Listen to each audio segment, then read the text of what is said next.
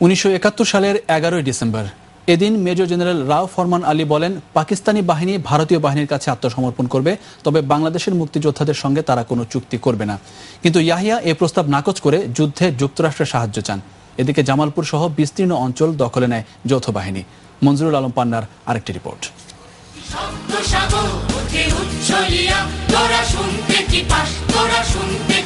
মুক্তিবাহিনী দেশের বিস্তীর্ণ এলাকা মুক্ত করে নিজেদের কর্তৃত্ব প্রতিষ্ঠা অব্যাহত রাখে। এদিন সন্ধ্যায় বগুড়া রংপুর মহাসড়কের মধ্যবর্তী গোবিন্দগঞ্জে শক্তিশালী পাক ঘাঁটির উপর আক্রমণ চালায় মুক্তিবাহিনী। সারা রাত যুদ্ধের পর পাক বাহিনী ভোরের দিকে আত্মসমর্পণ করতে বাধ্য হয়। আমরা যখন এই সমস্ত কার্যক্রম শুরু করি তখন কিন্তু পাকিস্তানের যে প্রতিরক্ষা ছিল, এমনকি সেনানিবাসের ভিতরে যে পাকিস্তানি সৈন্য চলছিল, তার মধ্যে অনেক সৈনিক পালিয়ে কিন্তু আমাদের প্রতিরক্ষা চলে আসছে এবং তারা এসে বলতেছে আমরা যুদ্ধ করবো না, আমরা সারেন্ডার করতেছি। এই 10-11 তারিখ থেকে শুরু হয়ে গেছে এবং তাদের উপর কোনো রকমের অত্যাচার হয়নি, তারা জীবিত আছে। এই খবরটা যখনই পিছনে গেছে, মানে পাকিস্তানিদের ক্যাম্পে গেছে, তখন দেখলাম যে তাদের আত্মসমর্পণের সংখ্যা বাড়িয়ে যাচ্ছে।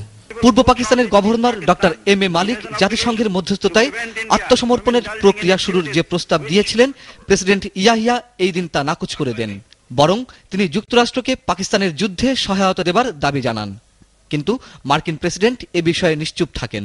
হোয়াইট হাউসের মুখপাত্র এদিন জানান, জাতিসংঘের প্রস্তাব মেনে নেওয়া ভারত পাকিস্তান উভয়েরই জন্য অত্যাবশ্যক।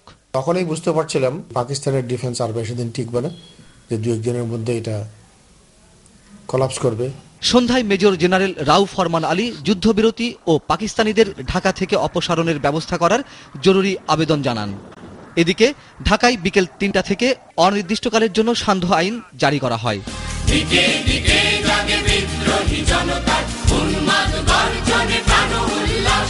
এদিকে যৌথ বাহিনী জামালপুর দখলে নেয়। বিদেশি নাগরিকদের ঢাকা ত্যাগের সুবিধার জন্য জাতিসংঘের অনুরোধে মিত্রবাহিনীর বিমান হামলা সকালে সাময়িকভাবে স্থগিত রাখা হয়।